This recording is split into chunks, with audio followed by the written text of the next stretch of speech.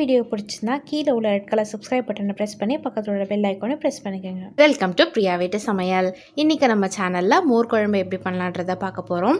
ஜெயந்தி நம்மளோட சப்ஸ்கிரைபர் கேட்டிருந்தாங்க, ரொம்ப நாள் ஆச்சு. சாரி ஜெயந்தி, இன்றைக்கி தான் அப்லோட் பண்ண முடிஞ்சது. இன்றைக்கி புடலங்காய் மோர் குழம்பு எப்படி பண்ணலான்றதை பார்க்கலாம்.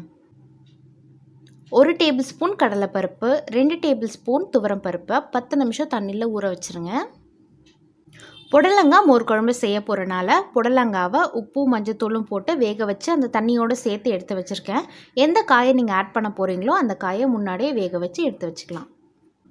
1/2 கப் தயிரை மிக்சியில் ஒரு வாட்டி அடிச்சுட்டு மோராக்கி எடுத்து வச்சுருக்கேன். 2 டேபிள் ஸ்பூன் அளவுக்கு தேங்காய் சேர்த்துக்கலாம்.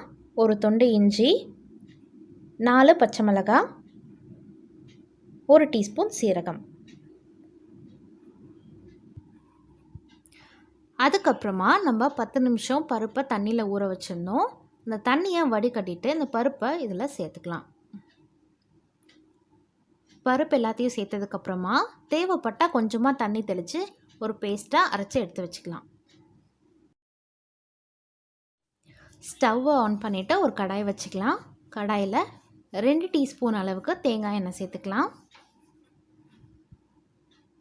இதில் 1/2 டீஸ்பூன் கடுகு, 1/2 டீஸ்பூன் உளுத்தம்பருப்பு சேர்த்துக்கலாம். கொஞ்சமாக கருவேப்பிலை சேர்த்துக்கலாம். இப்போ இதில் ஒரு 4 வரமிளகாய் சேர்த்துக்கிறேன். அதுக்கப்புறமா ஒரு சின்ன வெங்காயத்தை பொடியாக நறுக்கி வச்சுருக்கேன், அதையும் சேர்த்துக்கலாம். சேர்த்துட்டு இதை ஒரு வாட்டி நல்லா வதக்கிடலாம். வெங்காயம் ஓரளவுக்கு வதங்கினதுக்கப்புறமா நம்ம அரைச்சி வச்சுருந்த பேஸ்ட்டை இதில் சேர்த்துக்கலாம்.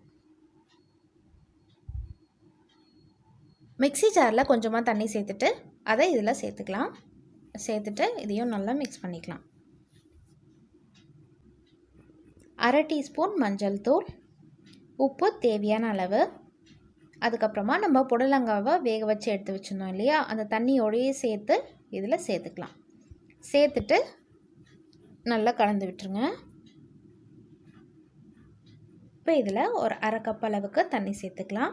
சேர்த்துட்டு இதையும் நல்லா கலந்துடலாம். உப்பு பத்தலைன்னா இந்த ஸ்டேஜில் உப்பு சேர்த்துட்டு கலந்துட்டு சிம்மிலே வச்சு கொதிக்க விடுங்க. இப்போ இது நல்லா கொதிச்சிடுச்சு. இது கொதிச்சதுக்கப்புறமா நம்ம மோர் சேர்த்துக்கலாம். சிம்மிலே வச்சு தான் கொதிக்க வைக்கணும். அதே மாதிரி சிம்மில் வச்சு தான் நீங்கள் மோரையும் சேர்த்துக்கணும். சேர்த்துட்டு ஒரு வாட்டி நல்லா கலந்து விட்டுருங்க. கலந்து விட்டுட்டு சிம்மிலே வச்சு ஒரு கொதி வந்தால் போதும், ஆஃப் பண்ணிடலாம். இப்போ இதில் ஒரு கொதி வந்துடுச்சு. இப்போ நம்ம ஸ்டவ்வை ஆஃப் பண்ணிக்கலாம். மோர் குழம்பு ரெடி ஆகிடுச்சு. ரொம்ப டேஸ்டியாக, ரொம்ப சிம்பிளான ரெசிபி. நீங்களும் கண்டிப்பாக ட்ரை பண்ணி பார்த்துட்டு எப்படி வந்ததுன்றதை கமெண்ட்ஸில் சொல்லுங்கள். இது கூட ஏதாவது ஸ்பைசியான காரமான பொரியல் வச்சிங்கன்னா ரொம்ப நல்லாயிருக்கும். இந்த வீடியோ உங்களுக்கு பிடிச்சிருந்தா லைக் பண்ணுங்கள், ஷேர் பண்ணுங்கள். நீங்கள் இன்னும் நம்ம சேனலுக்கு சப்ஸ்கிரைப் பண்ணலன்னா கீழே உள்ள ரெட் கலர் சப்ஸ்கிரைப் பட்டனை ப்ரெஸ் பண்ணிவிட்டு பக்கத்தில் உள்ள பெல் ஐக்கானையும் ப்ரெஸ் பண்ணிக்கோங்க. தேங்க்யூ ஃபார் வாட்சிங்.